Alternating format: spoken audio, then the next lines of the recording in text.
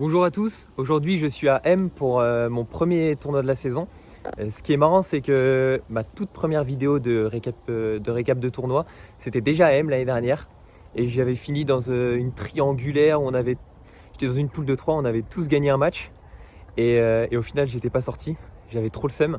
Donc cette année, c'est le moment un peu de prendre ma revanche sur M. On verra, l'objectif c'est de faire mieux. En tout cas, c'est mon premier tournoi de la saison. Là, j'ai repris le BAD il y a un mois à la Plus de BAD Academy, comme j'en ai parlé dans une précédente vidéo. Sur ce tournoi, là, j'ai la chance d'être tête de série. Bon, la chance, j'ai les points, hein, mais voilà, je suis tête de série, donc ça me permet de me réveiller un peu plus tard et d'avoir un premier match à 11h30. Dans ma poule, j'ai Colin Sielé, un gars que je connais pas du tout. Je crois qu'il a repris le BAD l'année dernière, il a dû être en voyage, enfin, j'ai pas trop compris. Mais en tout cas, ce gars, je le connais pas. Mais il a eu un bon niveau de jeu, donc ça peut être un match intéressant. Et j'ai Lubin Le Floch. Donc Lubin, je le connais super bien. Ça fait des années qu'on jouait dans le même club, parce que l'année dernière, j'étais à Rezé. Au début, je l'entraînais, je lui faisais des indives au pôle à Nantes. Et on a un lien qui est quand même très spécial tous les deux. Donc s'il y avait bien une personne que j'avais pas envie de jouer dans le tableau, c'était Lubin. Pas je sais pas par rapport à son niveau de jeu ou quoi que ce soit, mais juste par rapport au lien qu'on a tous les deux. Moi, ça me fait chier de le jouer. Mais bon, on va donner le meilleur sur ce match. J'ai un petit point d'interrogation quand même sur mon niveau de jeu. C'est un premier tournoi de saison. J'ai aucune idée du niveau de jeu que je vais pouvoir produire sur ce tournoi. Mais j'ai hâte en tout cas de enfin commencer la saison. Je sais que la saison est longue, mais il faut bien commencer quelque part. Et je m'entraîne pas pour rien, je m'entraîne pas pour juste rester à l'entraînement. Donc voilà, l'objectif c'est de faire le meilleur tournoi possible aujourd'hui. Et je vous tiens au courant pour les résultats. Silinez et Tibéo 4, terrain 5.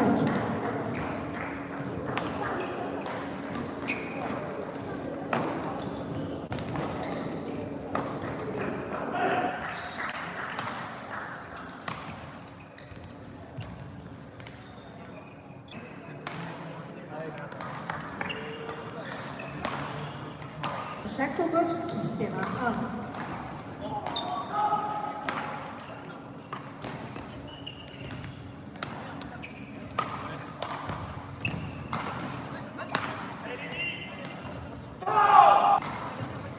Début du match, terrain 1, merci.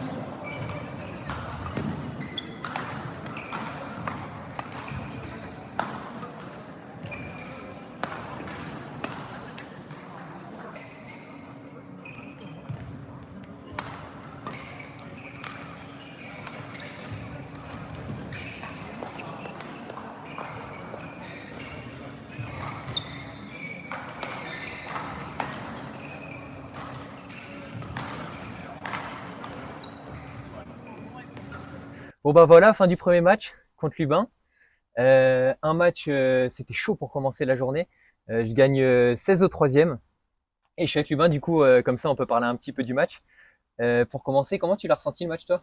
C'était un bon deuxième match parce que moi, du coup, avant, j'ai joué contre Colin Sillé, il me semble. C'est ça, comment il s'appelle? Ouais, il y a Sillé. personne, il y a aucun de nous deux qui arrive à dire son nom. Ouais, bon, voilà. J'ai galéré aussi au début. Et j'avais pas fait un très bon match dans l'ensemble. Enfin, il y avait eu des bonnes parties, mais bah, voilà, c'était surtout dans le Muay Thai où que j'étais pas très bon, et aussi dans tout ce qui était patience ou quoi, et mental, pareil.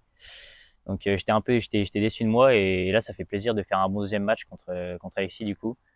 Et voilà, quoi. Moi, j'ai bien aimé. Bah, franchement, c'était ouf. Bah, au final, le match, comment il s'est déroulé, il y a eu un premier set où il y a enfin, j'ai fait une bonne entame. Mm. J'ai bien commencé, j'étais rodé sur ma longueur, en défense, sur le jeu, etc. J'étais bien au début. Et bah, moi, comment je le ressens, c'est que j'ai eu au deuxième set, donc je gagne 12 au premier. Au deuxième set, j'ai eu un petit passage à vide au début, parce qu'en fait, il a fait quelque chose au niveau du service qui m'a quand même bien embêté. Je sais pas si tu Ouais, peux je peux expliquer. expliquer. Et ben en gros, je vais le faire je te fais comme si tu étais droitier. Ouais, En gros, comme bah si. du coup, en fait, lui, dès qu'il arrivait en retour de service, quand il était en côté impair, et bah, en gros, dès qu'il était en retour de Impair. service, il orientait sa raquette pour jouer vers l'extérieur.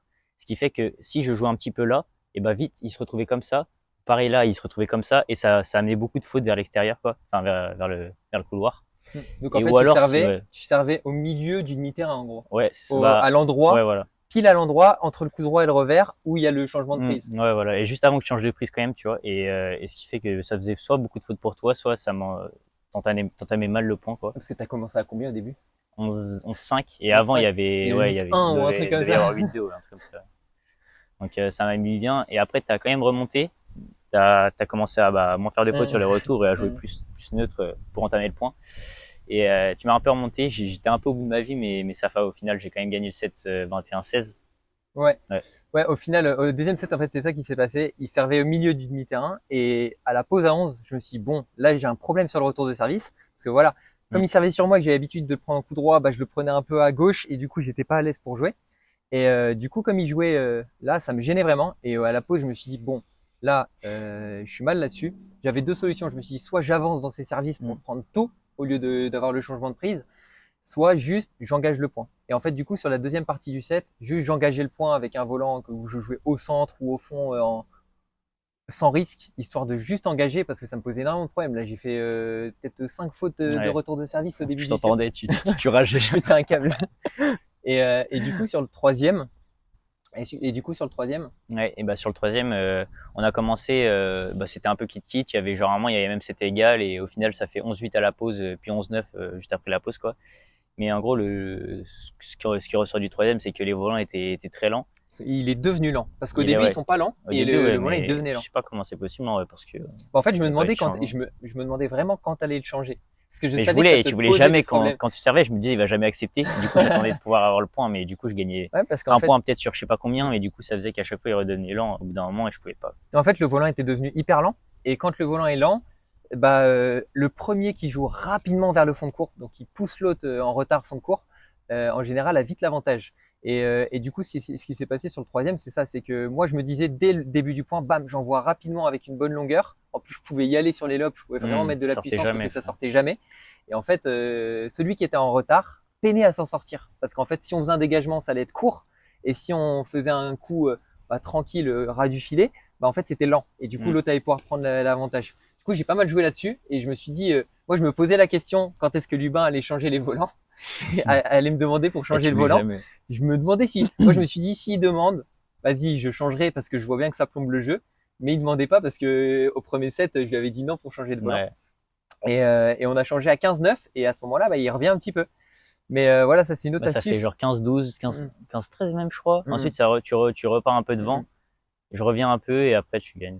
Ouais, il y a eu l'astuce il y a l'astuce du service et il y a l'astuce des volants un peu lents. Si, il y a un troisième truc. C'était l'attaque, t'étais rodé en défense aussi. Ouais. Il y avait le truc, même si les volants étaient lents, bah, j'avais quand même des fois des occasions pour attaquer ou quoi. J'arrivais à me mettre en position. Parce que, du coup, toutes mes attaques un peu étaient moins fortes du fait que les volants étaient lents et il était plus prêt en défense et même il avait une très bonne défense. Donc, à chaque fois, c'était pas lent de passer, mais au final, ça repartait où je suivais au filet, je faisais mon coup, mais ensuite, il me renvoyait au fond et ça repartait dans le rallye comme ça et c'est moi qui perdais le point à la fin. Ouais. Donc voilà, un bon match. Moi, je continue ma compète. Bon, bah, Lubin, c'est fini pour aujourd'hui. Mais bon, la prochaine fois maintenant. En tout cas, ça fait plaisir. Et maintenant, Colin Cielé. Donc, c'est parti.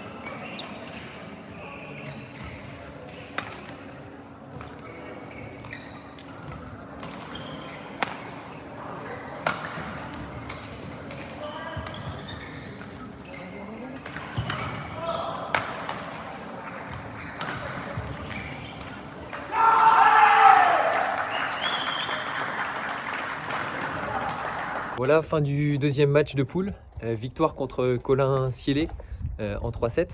Une mauvaise entame. Il a joué à un rythme qui était quand même très élevé. Et il jouait bien, tout simplement. Donc je me fais un peu rouler dessus dans le premier set. Mais le deuxième, je sais réagir. Je mets les jambes. Et sur le troisième set, en fait, je l'ai senti mieux physiquement que moi. Franchement, la fin du match, elle était poussive. Et il a su me poser vraiment des gros problèmes pendant le match. Il a su repérer vraiment les choses sur lesquelles j'étais moins bon. Il a su m'embêter sur plein de choses. Et en fait, pour le contrer, ça me demandait énormément d'énergie. Je savais ce qu'il allait faire, mais si, par exemple, je sais pas, quand il lobait tendu au fond, je savais qu'il allait lober tendu au fond à tel moment du point. Mais pour aller intercepter et pour aller mettre une accélération, ça me demandait énormément d'énergie. Donc en fait, je le faisais pas à chaque fois. Et il me bouffait un petit peu là-dessus. Et j'ai réussi au final sur la fin du troisième set à arracher le match. Je gagne 23-21 alors qu'il avait 2 volants de match contre moi. Je gagne 23-21, ça se déroule bien pour moi. Il fait même une petite faute bête à la fin. Franchement, il y a eu des points de fou. Mais ça passe, donc je suis super content, surtout que ça me permet d'éviter les huitièmes. Et avec 2 gros matchs comme ça en poule, et ça fait plaisir de ne pas faire de huitième et d'être direct en quart. En quart de finale, je vais jouer Rémi Teng. Je l'ai vu jouer tout à l'heure. Franchement, c'est solide, c'est propre. Donc ça garantit un très bon match. Au niveau forme physique, en tout cas, j'étais vraiment cramé après le match après Colin. Mais j'ai eu tellement de pauses qu'en fait, je sais pas. Je verrai à l'échauffement, je verrai s'il y a des risques de crampes ou quoi que ce soit. Mais je me sens très fatigué physiquement là, après ces 2 matchs. Un peu touché. Mais je sens que j'en ai encore un petit peu pour mettre sur le prochain match. Et après, on verra comment ça se passe. Parce que Rémi Teng, voilà, c'est un bon joueur. C'est un joueur qui joue, j'ai regardé sa fiche, il joue quasi que en interclub, il joue en D1 à Paris. Il fait quasi pas de tournoi adulte. Je sais pas trop, je trouve ça assez étrange. Mais vu le niveau qu'il affiche sur le terrain et les résultats qu'il y a depuis le début de la compète, ça risque d'être vraiment un gros quart. Franchement, un gros quart.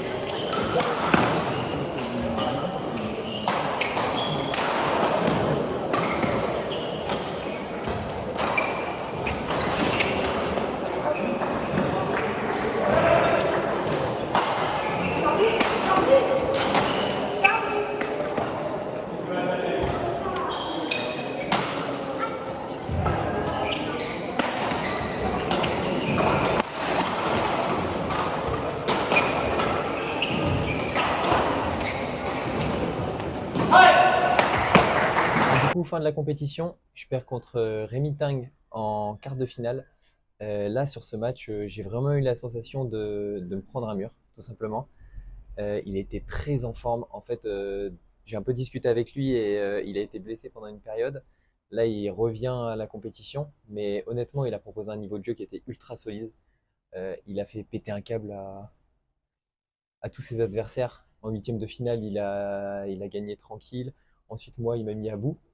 Et en demi-finale, pareil, il joue Mathis Boudelier. Il gagne physiquement, en fait, il est monstrueux. Il a un style de jeu qui est quand même assez spécial. Il joue très très grand terrain. Il a une longueur qui est rodée. En fait, je me suis senti un peu impuissant en attaque du fond de court parce qu'en fait, tous ses lobes sont très très proches de la ligne du fond. Dès qu'il est un peu en retard, ses dégagements, pareil, très très proches de la ligne du fond, très très précis. Alors que d'habitude, quand il y a des lobes un peu courts ou des dégagements un peu courts, on peut s'appuyer dessus. Mais là, en fait, dès qu'il était un petit peu mal, bam, lob ou dégagement parfait. Et il allait très très très vite sur les jambes. Donc en fait, globalement, il va plus vite sur les jambes. Il a un style de jeu très grand terrain qui fait que bah, quand on a fait des matchs compliqués avant, moi en poule, mes matchs ils m'ont quand même assez touché physiquement, puisqu'en fait j'ai fait des gros matchs. Et en fait, il y a aussi le rythme à l'académie, tout simplement, qui fatigue quand même au fil des semaines. Donc physiquement, c'était dur. Et en fait, là, il a réussi à me pousser à bout physiquement et à son rythme, avec son jeu grand terrain, bah, je faisais plus de fautes que lui. J'ai pas réussi à faire la différence. Trop solide aujourd'hui, Rémi Teng. En tout cas, c'est quand même une bonne compétition pour commencer la saison. J'ai fait ce que j'avais à faire. J'ai gagné 2 matchs, j'en perds un. C'est cool, ça fait du bien de jouer, ça fait du bien de se reconfronter aux autres. Et ça me donne aussi plein d'axes à travailler à mon retour à l'académie. Donc voilà pour cette compétition. Au final, je perds contre Rémi, je perds, je crois, 10 et 18. Le 18, bah, pour ceux qui ont regardé le match un peu parce qu'ils sont en live sur YouTube, je reviens sur la fin du set, mais ça passe pas, ça suffit pas. J'étais trop loin au score. Et le lendemain en double, Mathis, avec qui je jouais, était, bon, en fait, était aussi à bout de son tournoi. Et il avait une tendinite au bras. Du coup, ce qui fait qu'on a fait un premier match, qu'on perd 28-26 au troisième set. Et ensuite, on abandonne. Il abandonne parce qu'il a mal à sa tendinite. Et moi, voilà, je suis touché aussi, notamment au fessier et à l'épaule. C'est compliqué. Là, même, je tiens mon portable, je tremble un peu. Je vais peut-être prendre l'autre main parce qu'en fait, j'ai un début de tendinite à l'épaule qui est un petit peu chiant. Je vais voir ça avec le kiné. Donc voilà pour cette compétition. Une bonne compétition pour commencer l'année. Là, maintenant, je vais jouer en interclub. L'année dernière, je jouais en National 3 à Rezé. Donc le niveau était plutôt tranquille. Alors que là, cette année, je joue en National 1 à Carquefou. Donc on va jouer M. Donc retour à M dans 2 semaines. Et là, avec de gros matchs. Je ne sais pas encore les matchs que je vais faire. Mais chaque match va être compliqué. C'est le National 1. Et la prochaine compétition que je fais, c'est CR sur la liste. Donc retour à l'entraînement. Je vais essayer de continuer à vous partager certaines choses que je fais dans mon quotidien, vous donner des astuces parce que c'est l'objectif de ces vidéos. Et je vous dis à bientôt, à la prochaine.